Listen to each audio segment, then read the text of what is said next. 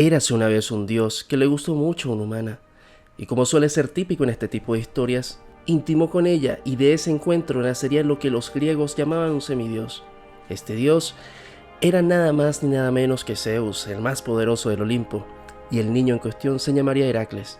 El tema es que Hera, la esposa de Zeus, inmensamente molesta por todo esto, decidió cobrárselas, pero con el pequeño Heracles, al que intentó asesinar varias veces. En una, le envió 2 serpientes venenosas a la cuna, pero estas fracasaron en su cometido debido a la inmensa fuerza del pequeño semidios.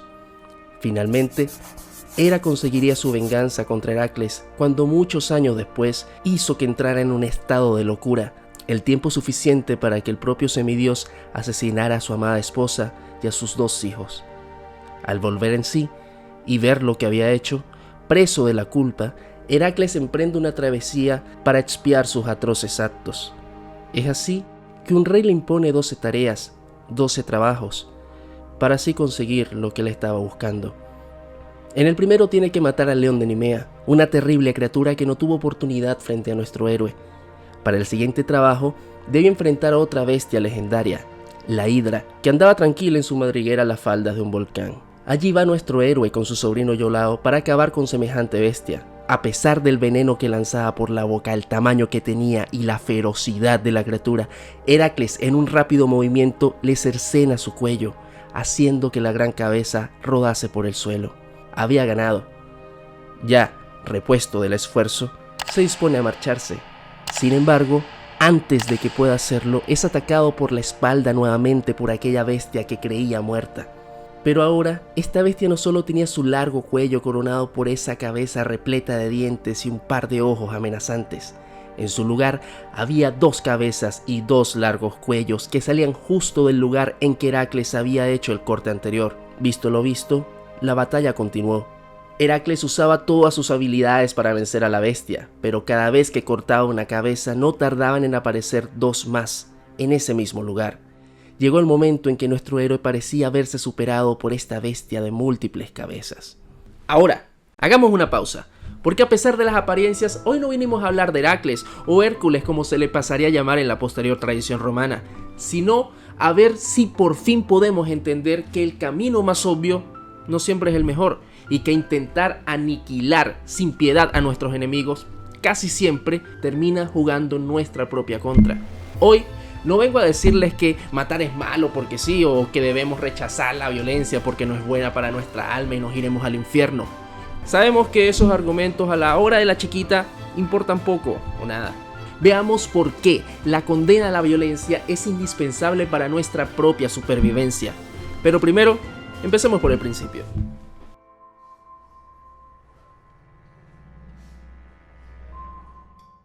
En nuestra incesante lucha por vivir en un planeta y en una realidad que parece que se esfuerzan a sobremanera por matarnos, las disputas sobre cómo resolver las cosas, sobre cuál es el camino correcto a tomar, no se hacen esperar.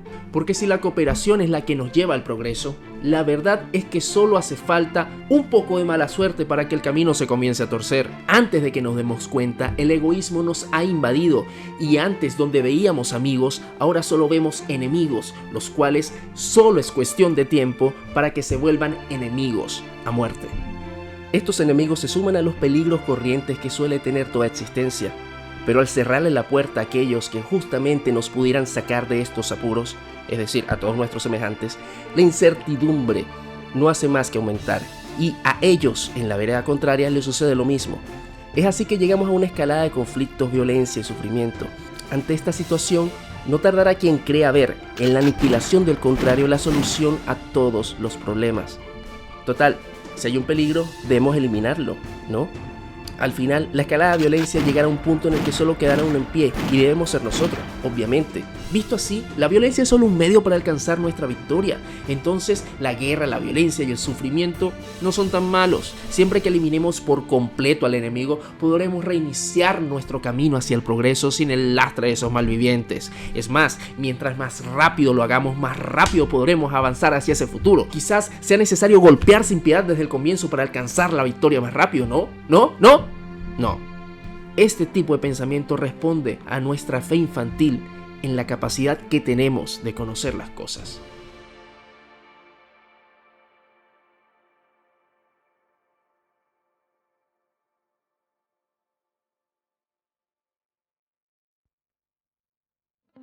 Pareciera que nuestro mayor deseo es conocerlo todo. Así reducimos la incertidumbre sobre nuestro futuro que tanto nos atormenta. Conociéndolo todo podremos anticiparnos a lo que sucederá y salir victoriosos siempre.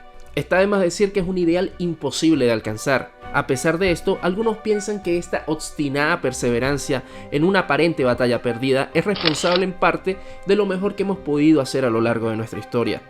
Quizás por eso lo seguimos haciendo, porque de cierta forma nos sigue funcionando.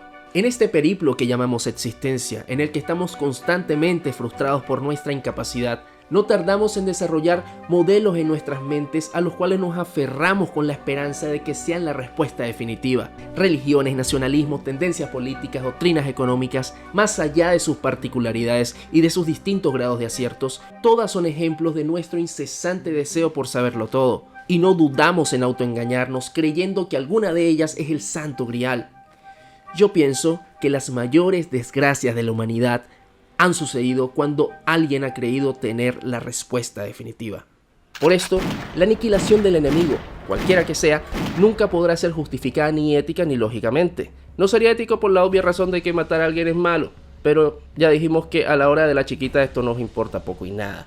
Cuando el odio aparece, todo eso deja de ser importante, pero tampoco sería lógico, porque esa identificación del enemigo en realidad es bastante difusa, al igual que la identificación de nuestros amigos. El nosotros contra ellos no deja de ser otro castillo que construimos en las nubes de nuestra mente, con esa fe absurda de que en verdad sabemos qué es lo que está pasando a nuestro alrededor. Creemos que nuestro sistema es el mejor, creemos que nuestro grupo es superior, creemos.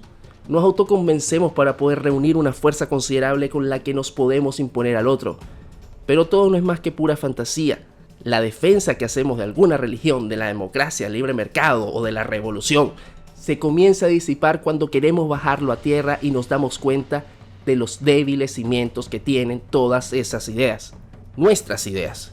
Nuestro conocimiento sobre esas cosas no deja de ser incompleto. Russell dijo una vez: nunca moriría por mis creencias porque podría estar equivocado. Y tampoco creo yo que deberíamos matar por alguna de ellas. Sin embargo, lo hacemos. Este escepticismo a más de uno le resultará insípido. Qué forma tan aburrida de vivir la vida, dirán.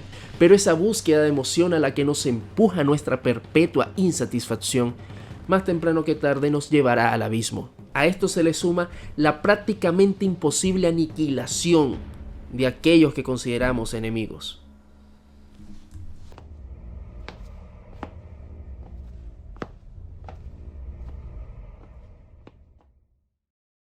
Nuestra propia incapacidad de conocerlo todo hace imposible que podamos prever todos los rincones donde nuestros enemigos se podrán esconder o todos los escenarios posibles en los que podrán contraatacar. Y lo que es más importante, mientras mayor sea el grado de violencia con la que sometes al contrario, mayor será la violencia con la que éste responderá una vez haya adquirido la fuerza necesaria, porque la conseguirá. Ya que la violencia suele generar sufrimiento en el otro, sufrimiento que nada ni nadie lo podrá borrar, haciendo que el doliente centre su atención en una futura revancha. El sufrimiento suele llevar a una espiral de egoísmo y pensamiento cortoplacista. Al no saber por cuánto tiempo más se vivirá, empiezas a proteger solo a los más cercanos y dejas de preocuparte por el futuro. Así, ante el temor de tu aniquilación o la de los tuyos, cualquier opción es aceptable. Al no preocuparte por el futuro, las consecuencias de tus actos también dejan de importar. Y si nada importa, la violencia directa se vuelve la opción más tentadora. Total, ¿por qué no pagar con la misma moneda? Al final, es la forma más eficiente de enfrentar a alguien. Solemos reprimirla y encauzarla para poder vivir en sociedad, pero en momentos de crisis, ¿qué importa eso? Es así que el victimario termina pasando a ser víctima y la anterior víctima se convierte en victimario, con la particularidad que ahora el enfrentamiento probablemente sea más encarnizado que la vez anterior. Y cuando se vuelve a invertir la situación, porque lo hará, la violencia y el sufrimiento que trae consigo volverá a aumentar también. En este pimponeo de posiciones de poder, cada quien responderá en la medida en que haya sido atacado, añadiéndole una pizca más de salvajismo. Activada esta dinámica, se cae en una espiral de violencia que cada vez causa más sufrimiento y por ende luego más violencia. Ojo por ojo y todos quedaremos ciegos. Los franceses lo aprendieron después de la Primera Guerra. Vencida Alemania, su enemiga de toda la vida, los galos presionaron para que las sanciones fuesen absurdamente altas. Llevaban 3 siglos deseando mantener a raya el poderío alemán. ¿Por qué parar ahora? ¿Por qué no cortar el problema de raíz y acabar con Alemania para siempre? El Tratado de Versalles fue el intento de conseguir esto, pero esta obsesión francesa no fue secundada del todo por el resto de los vencedores. Las fuertes sanciones fueron impuestas, con el consecuente sufrimiento para toda la población alemana. Sin embargo, el compromiso que necesitaba Francia y los demás para mantener a raya a los teutones simplemente no se dio. Se dice que Versalles no era lo suficientemente fuerte para maniatar a Alemania ni lo suficientemente ligero para no provocar resentimiento. Resultado, Alemania se rearmó hasta los dientes y el sufrimiento de la población fue aprovechado por cierto señor con bigote para llevar al mundo nuevamente hacia el abismo. Pero bueno, supongamos que conseguiste acabar por completo con el enemigo. Tuviste que usar la fuerza y mucha violencia porque total, era la única forma, ¿no? Lo que sucede es que obviamente conseguir el poder por la fuerza demostrará que es aceptable el uso de la fuerza para tomar el poder. Pero siempre que se instala la idea de una victoria rápida frente a nuestros enemigos, nos olvidamos de los peligros que representa. Si tomas el poder por la fuerza, más temprano que tarde, alguien te lo quitará por la fuerza. La violencia legitimada como elemento de acción política solo hará que los destrozos vayan en aumento, ya que, para tomar el poder por la fuerza, por lógica debe ser más fuerte que el otro, debe ser más violento que el otro. Luego, cualquiera que quiera quitarte el poder deberá ser más violento de lo que tú fuiste. En esta disputa puedes salir airoso, victorioso, pero solo si consigues ser más fuerte y violento que aquel que ya estaba siendo más fuerte y más violento de lo que tú fuiste. Así las salvajadas solo irán en aumento. La violencia solo trae más violencia. Esta verdad tan gigante como una montaña suele ser desestimada porque solemos creer que estamos haciendo lo correcto. Creemos que nuestra religión, nuestra nación, nuestra ideología es la mejor y nos corresponde emprender una cruzada contra ese mal que vuelve al mundo feo.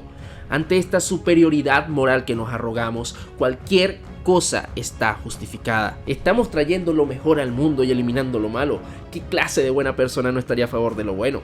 ¿Qué clase de loco no nos apoyaría?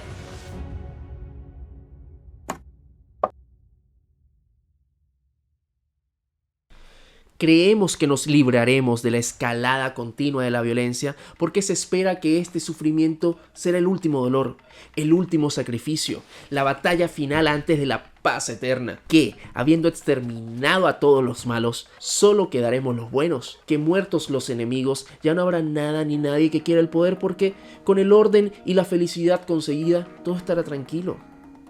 Desafortunadamente el mundo no funciona así. Afortunadamente. El caso es que producto del ya mencionado limitado conocimiento que tenemos en la realidad, y perdonen que insista en esto, es increíble la cantidad de puntos de vista que hay sobre cualquier cosa. No quiero caer aquí en un relativismo ético ni material, pero, como dijimos, nuestra fortaleza parece ser que cada uno observa una parte de la realidad, la que puede, y que nuestra visión general de la misma será más precisa en la medida en que podamos juntar lo que cada uno puede alcanzar a ver. Es la importancia de vivir en comunidad. Ya dijimos que nuestros miedos nos llevan progresivamente a romper con esto, volviéndonos más egoístas y sectarios hasta llegar al enfrentamiento de nosotros contra ellos. Pero de resultar victoriosos y ya aniquilada la amenaza que nos hizo caer en el temor, esta atomización del pensamiento humano llevará a la apertura de nuevas posturas y a la siembra de las semillas del próximo conflicto. Tu futuro enemigo estará entre tus propias filas, con la ventaja de que esta nueva amenaza te conoce muy bien.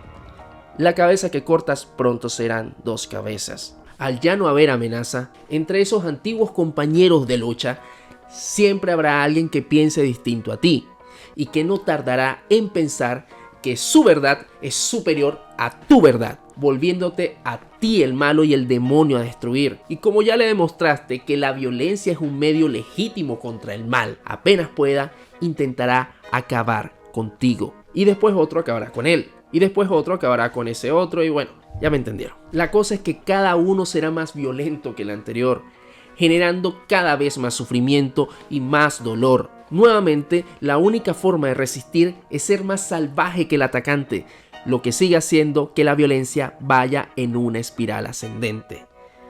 La violencia solo trae más violencia. Tus aliados serán tus futuros enemigos. En la Rusia zarista de principios del siglo XX, las cosas no iban, digamos que muy bien. Desastres militares, hambrunas por doquier, fomentaron un descontento generalizado. Es así que se puede hablar de una alianza entre las fuerzas de la burguesía y de los trabajadores. Su afronta contra la monarquía no sería tan violenta para los estándares manejados, pero sí representó un quiebre con un extenso pasado, o al menos eso pretendía. Pero el descontento no tardó en volver a aparecer. El bloque, digamos de izquierdas, dentro de esta alianza daría otro golpe. Aupados por los radicales bolcheviques de Lenin, echarían definitivamente del poder a la burguesía en octubre de ese mismo año, dándole el poder al pueblo, solo para que poco tiempo más tarde los bolcheviques se voltearan contra los propios socialistas moderados y demás compañeros revolucionarios. Sin mencionar la guerra civil que vino después y todas las purgas que ejecutó Stalin para seguir arriba. Tu futuro enemigo estará entre tus propias filas. Si quieres seguir arriba, tendrás que volverte cada vez más salvaje. He narrado esta sucesión de hechos en términos individuales, de ti contra otro y ese otro contra otro y así, pero es aplicable a grupos enteros organizados alrededor de cualquier idea. Igualmente, he llevado los conflictos hasta las consecuencias últimas y extremas para hacerlos más visibles, más didácticos si se quiere. Pero estas dinámicas pueden ocurrir en distintos grados y matices. Continuando con el mito, Heracles consigue acabar con semejante bestia con la ayuda de su sobrino, Iolao, quien tuvo la idea de ir quemando los muñones de los cuellos cada vez que se cortaba una cabeza. Cauterizando la herida, las cabezas no surgirían más. Esta ayuda recibida haría que el trabajo no contara, así que, gracias por nada. Más allá de lo que los griegos pensaron al escribir este relato, que estoy seguro no tenían en la cabeza nada de lo que yo les estoy contando, o bueno, quizás sí. Podemos seguir usando el mito para ejemplificar otras cosas. El trabajo de quemar los muñones podemos interpretarlo como un refuerzo de lo que estábamos hablando. La solución más fácil no es la mejor. Para acabar con la amenaza hace falta más que solo echar espadazos, o en nuestro caso, tiros. Hay que usar otros métodos más sutiles, pero más sostenibles en el tiempo. Eso suponiendo que la amenaza sea real, que en verdad nosotros seamos los buenos y los otros sean los malos, lo cual es bastante improbable. Lo blanco y lo negro no suele estar muy presente en nuestro mundo, los matices mandan. Eso no quita que no nos hagamos una imagen de nuestro mundo y que eventualmente esa imagen entra en conflicto con la de alguien más. La verdad, hacerlo nos vuelve sujetos políticos, lo cual es indispensable para ser ciudadanos de verdad. Pero dicha disputa puede carecer de esos elementos lacerantes que activan esas dinámicas tan peligrosas de las que hemos hablado. Por eso es que la violencia debe ser siempre condenada, más allá de que sea mala por el sufrimiento que causa, lo cual ya es mucho decir. Pero como vimos, ese mismo sufrimiento nos hace entrar en espirales ascendentes de salvajismo en donde cualquier tipo de acuerdo entre partes no hace más que alejarse. Alimentamos a la bestia que más tarde nos devorará. Por eso, al rechazar la violencia hacia el otro, nos estamos protegiendo a nosotros mismos. Evitar la aniquilación del enemigo nos salvará de ser erradicados eventualmente. Ahora, el debate está lejos de terminar. Cualquiera podría torcer el significado de violencia para su beneficio y usarlo de arma arrojadiza contra el que quiera. La violencia seguirá viéndose solo como algo malo para la mayoría de la gente, haciendo que cuando haya suficiente odio encuentren mil y una justificaciones para atacar al enemigo, asegurando que su motivación es moralmente superior. No vivimos en un mundo de cuentos. La violencia lamentablemente seguirá siendo un medio de acción política, pero nunca podrá ser legítima. Nunca deberá ser reivindicada solo porque produjo aparentemente buenos resultados. Siempre debe ser rechazada. Y cada vez que se pueda, sus ejecutantes condenados judicialmente, por más aparentemente elevados que hayan sido sus ideales. Tenemos que ponernos de acuerdo en eso. Ya luego nos ocuparemos de lo demás. Porque por más fuerte que sea la tentación de decapitar a la bestia, debemos resistir, buscar otras opciones, porque con casi toda seguridad, cuando la creamos muerta, antes de que nos demos cuenta, seremos devorados por el doble de dientes.